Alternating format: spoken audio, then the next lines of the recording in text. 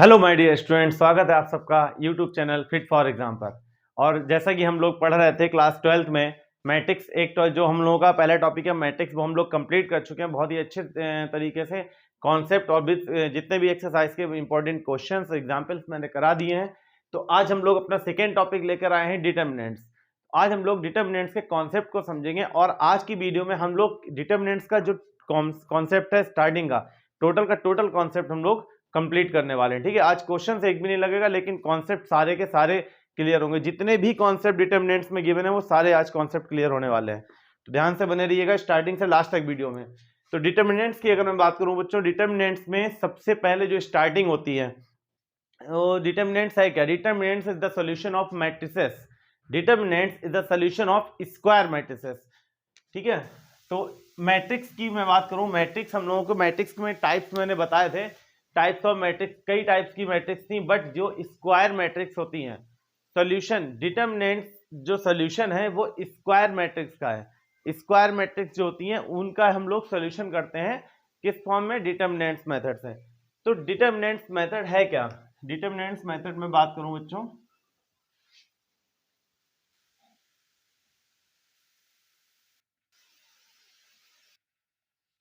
ठीक है, determinants marker change करना पड़ेगा।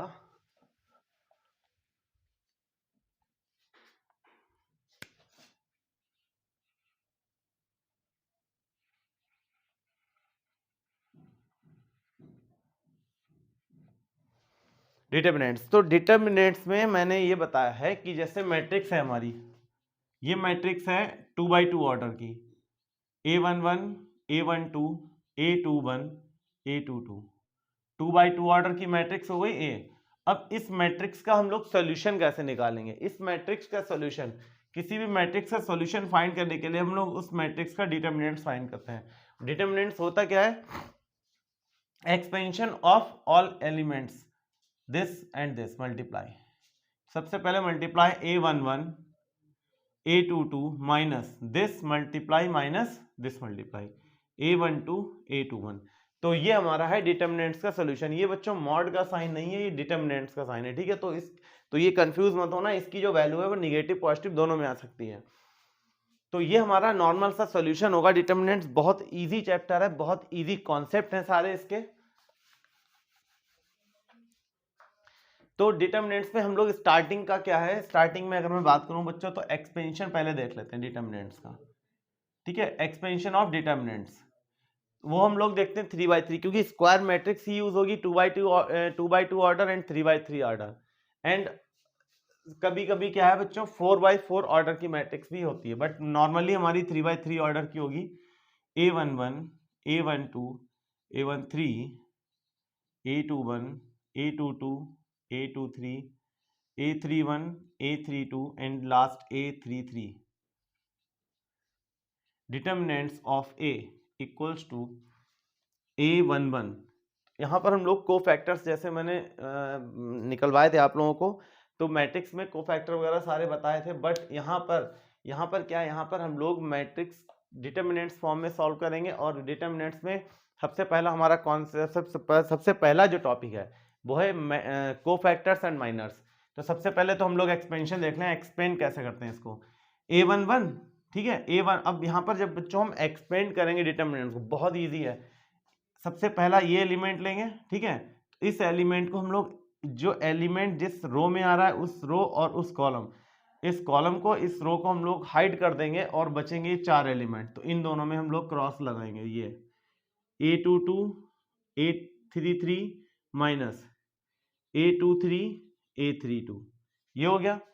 फिर नेक्स्ट एलिमेंट लेंगे, ये कैसा, ये ऑड है 2 1 3, ये ऑड प्लेस है, क्योंकि बच्चों मैंने बताया था जैसे A12 है ना, A12 क्या है, ऑड है, 2 and 1 दोनों का एडिशन 3 ऑड हुआ, तो ऑड वाली वैल्यू हमारी माइनस की आती है हर जगह A12। तो अब ये वाला एलिमेंट लिया तो इसका कॉलम और ये रो हिडन, तो ये 4 एलिमेंट्स बचेंगे, इनकी multiply A21 A33 minus A23 A31। ठीक है, अब हम लोग लेंगे थर्ड, तो थर्ड हम लोग पॉजिटिव लेंगे क्योंकि इवन है। A13, A13 में column and row hidden 4 elements, A21 A33 minus A22 A31, ठीक है। ये एक्सपेंशन है हमारा इस मैट्रिक्स का, इस डिटर्मिनेंट्स, ठीक है। तो इसमें हम लोग इस टाइप से सॉल्व करेंगे, और ऐसा कोई कंडीशन जरूरी नहीं है, ऐसी कोई कंडीशन बच्चों कि हम लोग फर्स्ट वाले रो से ही सॉल्व करें। किसी भी रो, किसी भी column, any row any column, हम लोग क्वेश्चंस को सॉल्व कर सकते हैं। मतलब मैट्रिक्स का डिटर्मिनेंट सॉल्व करने के लिए किसी भी पर्टिकुलर रो की जरूरत नहीं है, कोई भी हम लोग कोई भी रो या कॉलम चूज करें उसके अकॉर्डिंग हम लोग सॉल्व कर सकते हैं।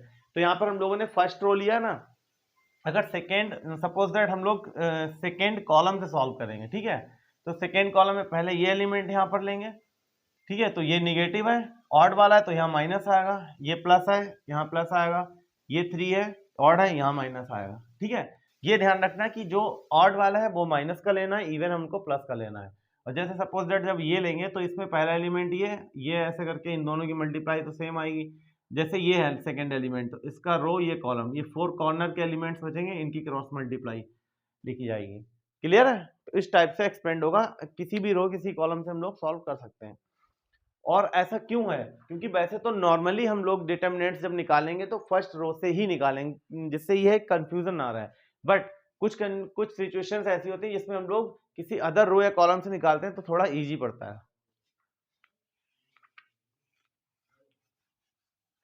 तो ये हमारा हो गया डिटर्मिनेंट्स। अब हम लोग देखते हैं डिटर्मिनेंट्स के माइनर्स क्या होते हैं, कोफैक्टर्स क्या होते हैं। डिटर्मिनेंट्स हमको रफ नहीं करना था, मैट्रिक्स रफ नहीं करनी, चलिए कोई बात नहीं, फिर से लिखते हैं। A21 A22 A23 A31 A32 and last is A33 ये हमारी मैट्रिक्स है, ठीक है। और इसको डिटर्मिनेंट फॉर्म में लिखा है। मैट्रिक्स नॉर्म है, मैट्रिक्स हम लोग इस फॉर्म में लिखते हैं, ठीक है। और जब डिटर्मिनेंट्स की बात आती है, जब उसका सॉल्यूशन करते हैं, ठीक है, तो डिटर्मिनेंट्स में हम लोग इस टाइप से लिखते हैं। ये यहाँ पर कॉमा नहीं, यहाँ पर ब्रैकेट नहीं होता, स्ट्रेट लाइंस होती हैं, ठीक है। ये डिटर्मिनेंट की फॉर्म है और मैट्रिक्स में ब्रैकेट। इसका एक्सपेंशन तो हम लोग सीख चुके हैं। अब हम लोग पढ़ेंगे माइनस क्या होता है बच्चों। तो माइनस में ईच एलिमेंट्स का माइनस होता है। जैसे A11 है, A11 का माइनस हमारा हो जाएगा M11। क्लियर है? क्या हो जाएगा? M11 माइनस मतलब M11। हम लोग क्या निकाल रहे हैं यहाँ पर? माइनस, ठीक है। M11 वही सेम चीज, ये और ये हिडन करेंगे, 4 बचेंगे हमारे पास। क्या बचेंगे? A11 बचा, ये मैट्रिक्स बचेगी छोटी सी, हम लोग लिख लेंगे A23 A32 A33, ये बचेगा, ये M11 है। इसका सोल्यूशन तो हम लोगों को पता ही है, cross multiply A11 A33 minus A23 A32। बस ये ध्यान रखना है, सीक्वेंस हमेशा हमारा पहला डायगोनल ये प्रेफर करेगा, क्योंकि ये हमारा प्रिंसिपल डायगोनल होता है, ये बाद में आएगा। इन दोनों की मल्टीप्लाई पहले लिखेंगे। सेकेंड M12, सेकेंड माइनस हमारा क्या हो जाएगा? ये। अब इसके साथ ये कॉलम, ये रो हिडन होगा, तो कौन से एलिमेंट होंगे बचेंगे? ये और ये हिडन होगा, ये 4 element, A21 A23 A31 and last is A33। इनकी भी cross multiply, A33 A21 minus A23 A31, ये हो जाएगा। इसी टाइप से माइनस ऑफ 13 एलिमेंट 13 का माइनस हो जाएगा M13। तो ये कॉलम और ये रो हिडन, ये 4 बचेंगे हमारे पास। A21 A22, अभी हम लोग क्वेश्चन नहीं सॉल्व कर रहे हैं, तो इसलिए हम आप लोगों को बच्चों पूरा कॉन्सेप्ट एक एक स्टेप बता रहा हूं ताकि कट ना हो। लेकिन हम लोग एग्जाम, जब हम लोग क्वेश्चन भी यूज करेंगे तो ये लिखने की जरूरत नहीं, डायरेक्ट हम लोग इसका सोल्यूशन निकालेंगे, ठीक है। बट स्टार्टिंग के 1-2 क्वेश्चंस में अगर आप ये लिखकर पूरा सॉल्व करेंगे तो आपकी प्रैक्टिस हो जाएगी और क्वेश्चन में मिस्टेक नहीं होगी। उसके बाद जब प्रैक्टिस हो जाएगी फिर तो हम लोग 1-2 स्टेप स्किप भी कर देते हैं, तो कोई प्रॉब्लम नहीं। बट बेसिकली जब हम लोग बेसिकली स्टार्ट करते हैं किसी टॉपिक को, तो उसको हम लोग एक एक स्टेप को ध्यान देते हैं और उस पर थोड़ा कॉन्सेंट्रेट होकर उसको समझते हैं, ताकि आगे कोई प्रॉब्लम नहीं आए। तो M14 क्या है? M14 नहीं, M13, इसके बाद है M21। M13 हो गया, M21। तो M21 बच्चों ये हमारा एलिमेंट है, इसका कॉलम, इसका रो हिडन, ये 4 एलिमेंट्स बचे हैं। A12 A13 and A32 A33, ठीक है। तो इसमें cross multiply same, A12 A33 minus A13 A32, ये हो जाएगा माइनस। अब नेक्स्ट माइनस हमारा क्या है, A22 M22, ठीक है, इस एलिमेंट का माइनस M22, ये और ये कॉलम, ठीक है, ये कॉलम, ये रो हिडन, कॉर्नर के बचेंगे हमारे पास, कॉर्नर के बचे A11 A13 A31 A33, इसकी मल्टीप्लाई हो जाएगी A11 A33 minus A31 A13, ये हो जाएगा आंसर। फिर लास्ट है M23 सेकेंड का, ये कॉलम ये रो हिडन, उधर के बचेंगे, क्या बचेगा, A11 A12 A31 and last is A32, A11 A32 minus A31 A12, ठीक है, ये हमारा हो जाएगा माइनस M23।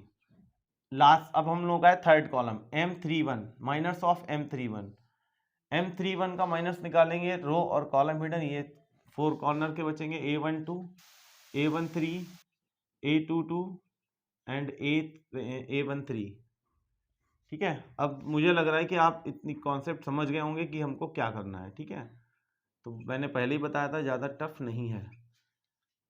M32 क्या होगा, 32A column and row, 4 corner, A11 A13 A11 A13 and A21 A13, ठीक है, ये हो गया हमारा। इसमें क्या multiply same, A11 A13 minus A13, कुछ गड़बड़ हुआ है, A11 A23 है, ये राइटिंग अपनी राइटिंग बच्चों ने समझ में आ रही, बताओ, ये 23 है, ठीक है, तो A11 A23 minus A23 A13 A21, last minus कितना हो जाएगा, 33, तो 33 के लिए किस रो और कॉलम को हाइड करेंगे हम लोग, ये 33 है, ये कॉलम ये रो हाइड, ये 4 कॉर्नर के elements, A11 A12 and A21 A22, multiply A11 A22 minus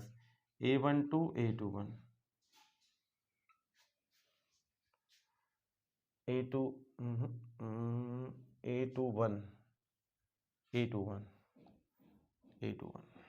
गड़बड़, ठीक है, ये हमारे सारे क्या है, ईच एलिमेंट्स के माइनस हैं, और ये माइनस निकालने का बहुत ही सिंपल मेथड है, बस जो भी जिस एलिमेंट का हम लोग माइनस निकाल रहे हैं उस एलिमेंट्स को हाइड करके, और उसका ही रो वही कॉलम, जिस एलिमेंट में जिस कॉलम में वो एलिमेंट आ रहा है, जिस रो में वो एलिमेंट आ रहा है, तो उस रो और कॉलम को हम लोग हाइड करते हैं, बाकी बचे हुए जो 4 एलिमेंट्स हैं वो हम लोग मैट्रिक्स डिटर्मिनेंट्स के फॉर्म में लिख के उसको सॉल्व करते हैं, ठीक है, बहुत सिंपल मेथड है। ये बच्चों हो गया माइनस। अब हम लोग देखेंगे कोफैक्टर्स क्या होते हैं। कोफैक्टर्स हमारे जो है वो माइनस के ही इक्विवेलेंट होते हैं, बस एक माइनर सा डिफरेंस होता है साइन का। तो कोफैक्टर मैं यहीं पर बता रहा हूं, कोफैक्टर में कुछ भी नहीं है। कोफैक्टर में बच्चों क्या है, ये जो माइनर्स हैं, कोफैक्टर हम लोग कैपिटल ए से शो करते हैं, वैसे सी से भी, कैपिटल सी से भी शो कर सकते हैं या कैपिटल ए से। तो यहाँ पर हम लोग कोफैक्टर की बात करें, ये जो हमारा इसके नीचे में लिख लेता हूँ A11 क्या होगा, ठीक है। तो कोफैक्टर में बिल्कुल सॉल्यूशन सेम माइनर्स का ही है, बस केवल साइन का डिफरेंस है। और साइन का डिफरेंस क्यों है, क्योंकि माइनस जब हम फाइंड करते हैं तो माइनर्स में हमको ऑड इवन से कोई मतलब नहीं होता, जो सॉल्यूशन में जो आंसर आएगा वही लिखते हैं, बट कोफैक्टर में हम लोग ऑड इवन देखते हैं। तो यहाँ पर क्या ये है 1 1 2 और ये इवन है, तो जो A11 होगा वही हमारा M11, सेम एज माइनर्स, ठीक है। Cofactor of A11 equals to same as minor of A11। A12 ये क्या है, ऑड में है, तो ये हो जाएगा माइनस M12, ठीक है। माइनस हमारा जो भी M12 की वैल्यू आएगी उसमें माइनस साइन लग जाएगा, माइनस से मल्टीप्लाई हो जाएगी, तो वो हमारा हो जाएगा कोफैक्टर A12। A13 का कोफैक्टर कितना होगा, A13 ये हमारा M13 होगा, नो चेंज, क्योंकि ये इवन है, इवन में कोई चेंजेस नहीं, ऑड है तो केवल माइनस का साइन आएगा। M21 है तो A21 कितना हो जाएगा, A21 हो जाएगा माइनस M21, क्लियर है। लास्ट सॉरी M22, A22 हमारा कितना आएगा, M22 equals to M22, no change. 23 odd, A23 equals to minus M23, clear. A31 even equals to M31, no change. A32 odd equals to minus M32, clear. And last is M33, A33 equals to M33 because it is even, no change, clear. तो ये minor cofactor एक ही साथ हम लोगों के concept clear हो गए हैं। तो हम लोगों को क्या करना है, माइनर बच्चों देखो माइनर का कहीं यूज नहीं है ज्यादा। हाँ माइनर अगर हमसे पूछेगा एग्जाम में तो स्पेशली वो माइनर ही पूछेगा, ठीक है। Find the minor of this determinants of this matrix, तो माइनर पूछेगा, हम लोग डिटर्मिनेंट्स फॉर्म में मैट्रिक्स को राइट करके और माइनर्स ऐसे निकालेंगे। बट कोफैक्टर का यूज है जब हम लोग डिटर्मिनेंट्स मेथड से इनवर्स फाइंड करते हैं। डिटर्मिनेंट्स मेथड से जब हम लोग इनवर्स फाइंड करते हैं किसी मैट्रिक्स का, तो उस इनवर्स में हम लोगों को कोफैक्टर की जरूरत होती है, ठीक है। जब कोफैक्टर की नीड होगी तो कोफैक्टर हम लोग इसी टाइप से निकालेंगे, same as minor, but odd even का चेंजेस रहेगा। ऑड में निगेटिव साइन आएगा, पॉजिटिव में कोई चेंज नहीं होगा, ठीक है। तो ये हमारे माइनर और कोफैक्टर क्लियर हो चुके हैं। तो इसको आप लोग बहुत अच्छे से बच्चों नोट कर लें कॉपी पे, बढ़िया सा एकदम, ताकि कोई कंफ्यूजन ना रहे।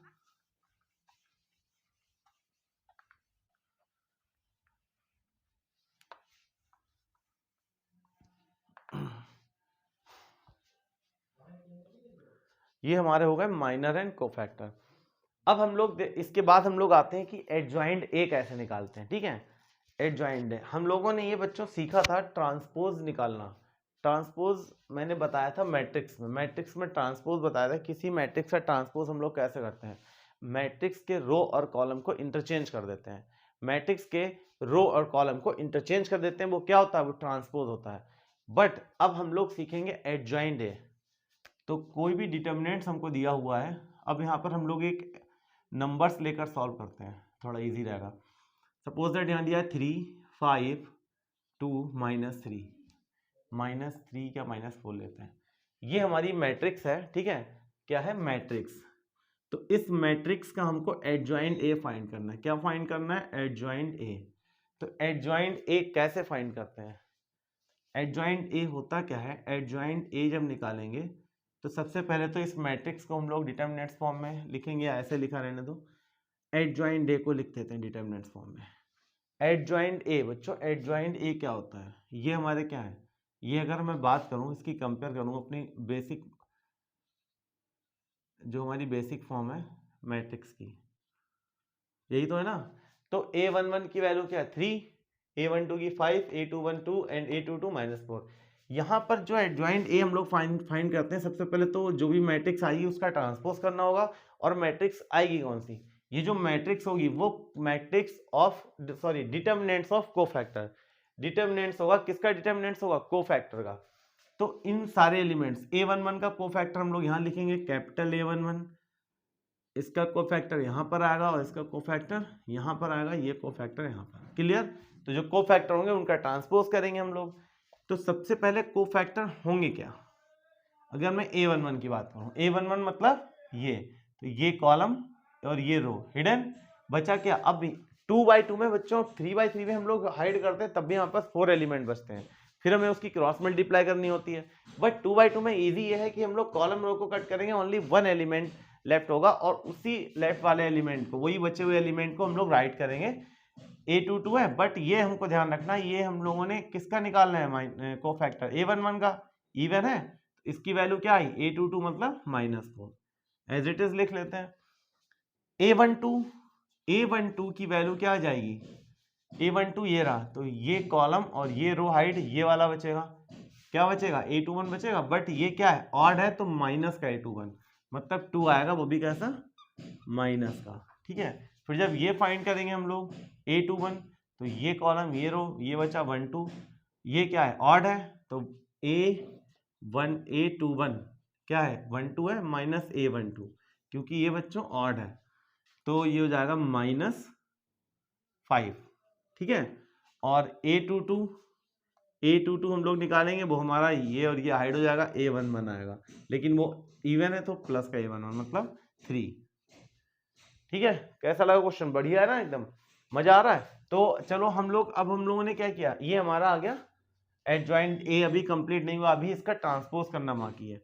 तो एडजॉइंट का कॉन्सेप्ट आप समझे, एडजॉइंट में एक हम लोग मैट्रिक्स बनाते हैं, वो किस फॉर्म में, जो मैट्रिक्स बनाएंगे वो कोफैक्टर्स की मैट्रिक्स होगी। किसकी मैट्रिक्स होगी?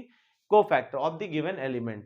तो कोफैक्टर की मैट्रिक्स बनाई, फिर उस कोफैक्टर की मैट्रिक्स का ट्रांसपोज करेंगे, तब जाके हमारा एडजॉइंट ए क्लियर होगा। एडजॉइंट ए कितना आ रहा है हमारा? -4 -2 -5 3, ये बच्चों हमारा क्या है? एडजॉइंट है। तो आई थिंक एडजॉइंट है आप अच्छे से समझ गए होंगे। एडजॉइंट है तभी मैंने अभी माइनस और कोफैक्टर बताया ना, तो माइनस कोफैक्टर बताने का रीजन यही था, मैंने अभी बोला भी था कि माइनर का यूज नहीं है, बस कोफैक्टर का यूज है।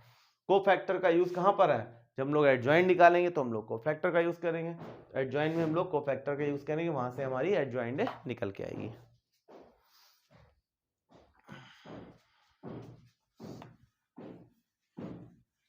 ठीक है, तो ये बच्चों हो गए हम एडजॉइंट ए कैसे निकालते हैं। अब एडजॉइंट ए निकालने के बाद, एडजॉइंट निकला है, अब एडजॉइंट निकालने के बाद हम लोग सीखेंगे कि ए इनवर्स कैसे निकालते हैं। किसी भी मैट्रिक्स का इनवर्स डिटरमिनेंट फॉर्म से हम लोग कैसे फाइंड करते हैं। तो इनवर्स का फॉर्मूला हमारा होता है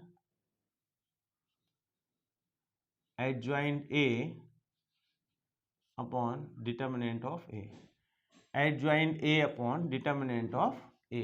ठीक है, किसी भी मैट्रिक्स का इनवर्स निकालते हैं तो एडजॉइंट ए जो निकालेंगे हम लोग उसको डिवाइड करेंगे किससे? डिटरमिनेंट्स। ठीक है, और ये कंडीशन वेरीफाई होगी, बट कब? जब हमारा determinant of A is not equals to 0। ठीक है, determinants A is not equals to 0। तो यहाँ पर एक चीज मैं बता दूं, बहुत छोटी सी चीज है लेकिन बच्चे कंफ्यूज रहते हैं। जैसे डिटरमिनेंट्स ए है, डिटरमिनेंट्स ए अगर हमारा 0 नॉट 0 है तो ये क्या है? ये कैसी कंडीशन है? ये नॉन सिंगुलर मैट्रिक्स होती है। कैसी मैट्रिक्स होती है? Non singular matrix. ये हो जाएगी नॉन सिंगुलर मैट्रिक्स। क्लियर है?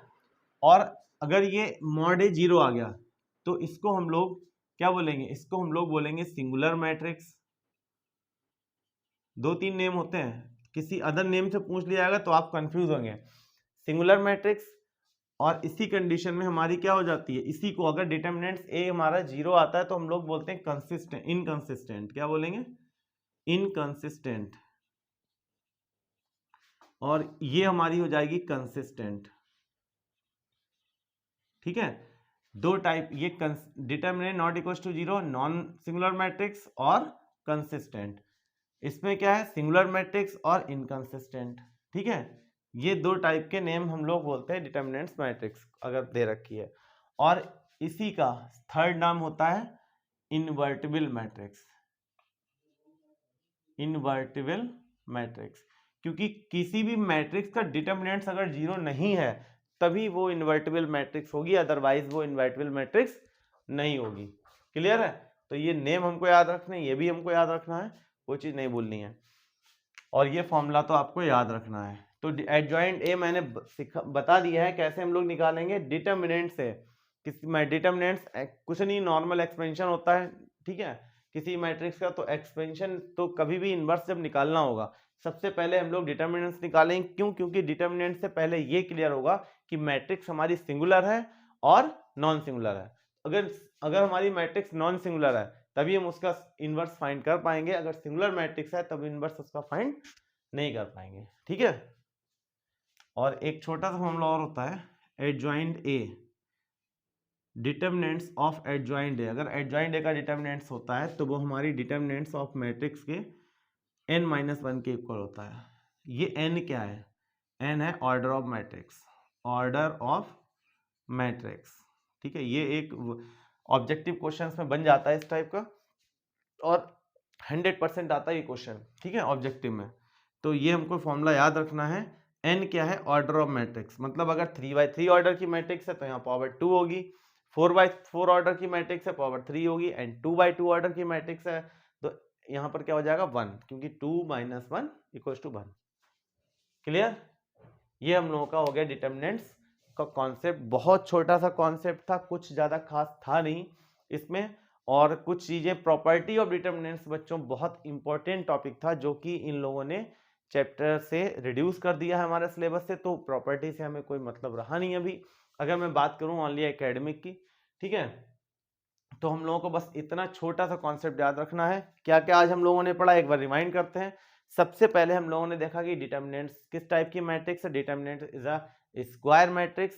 एंड नेक्स्ट हम लोगों ने क्या पढ़ा है, नेक्स्ट हम लोगों ने पढ़ा है minor of determinants and cofactors of determinants.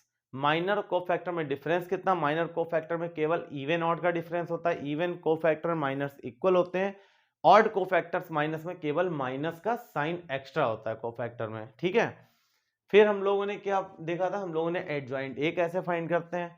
Adjoint A find करने के लिए हम लोग बच्चों क्या करते हैं, एक मैट्रिक्स फॉर्म करते हैं, क्योंकि जो मैट्रिक्स हमको गिवन होती उस मैट्रिक्स के कोफैक्टर्स की मैट्रिक्स फॉर्म करते हैं। फिर उस मैट्रिक्स को फॉर्म करने के बाद उसका हम लोग ट्रांसपोज करते हैं, तो वो हमारा निकल के आता है एडजॉइंट है।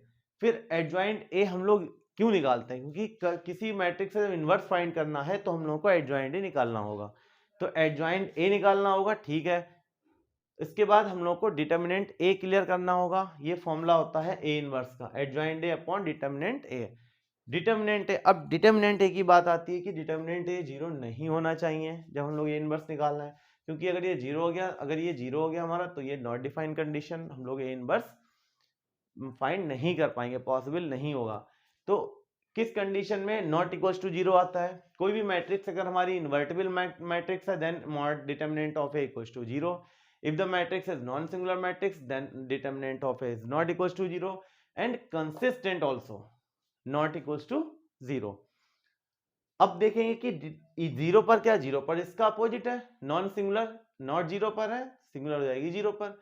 Consistent not zero, inconsistent is zero. ठीक है, तो बच्चों एक नंबर में ऑब्जेक्टिव में पूछ भी लेता है, if determinant of A is equals to zero the matrix is types of singular non singular dot dot. तो हम लोग देखेंगे जो कंडीशंस है हमारे पास उनमें से एक लिख देंगे। ठीक है, तो ये तो हो गई मैट्रिक्स, ये तो डिटर्मिनेंट्स की बात हो गई, इनवर्स कैसे निकालते हैं। इसका एक छोटा सा फॉर्मूला मैंने बताया है, mod of adjoint A equals to mod of determinant of A whole power n minus one, where n is order of matrix. ठीक है, तो ये कॉन्सेप्ट छोटा सा कॉन्सेप्ट है, कुछ भी खास नहीं था, बस इतना हमको ध्यान रखना है। आप वीडियो को एक बार, दो बार, तीन बार, बार बार रिवाइज करके देखेंगे तो कॉन्सेप्ट आपके माइंड में सेट हो जाएगा, और जैसे माइंड में सेट होगा तो क्वेश्चन आपके चुटकियों में सॉल्व होंगे, टाइम बिल्कुल नहीं लगेगा। ठीक है, तो इतना ये मैं बार बार इसलिए बोलता हूँ बच्चों, इतना जोश आपके अंदर भर देता हूँ ताकि क्वेश्चंस जो है आपसे लगे, आपसे क्वेश्चंस कोई रुके ना, और एकदम हवा की तरह आप क्वेश्चंस लगाते चले जाएं। तो बस आज के लिए इतना ही, कॉन्सेप्ट ही समझाना था मुझे, मैंने पहले बता दिया था। अब क्वेश्चंस हम लोग नेक्स्ट वीडियो में लगाएंगे, एक से एक धांसू क्वेश्चंस मिलेंगे डिटर्मिनेंट्स में, और इजी तो होंगे ही, क्योंकि मैंने बता दिया जो क्वेश्चंस मैं लगवाऊंगा उसके बाद भी अगर इजी ना हो तो मेरे पढ़ाने का कोई फायदा नहीं है। ठीक है, तो चलिए बच्चों आज के लिए इतना ही। कॉन्सेप्ट को अब मैंने बताया, आप वीडियो को 2 से 3 बार देखें ताकि कॉन्सेप्ट एकदम क्लियर हो जाए आपका। तो मिलते हैं हम लोग नेक्स्ट वीडियो में क्वेश्चंस के साथ एनसीईआरटी के। तब तक के लिए बाय बच्चों, जय हिंद।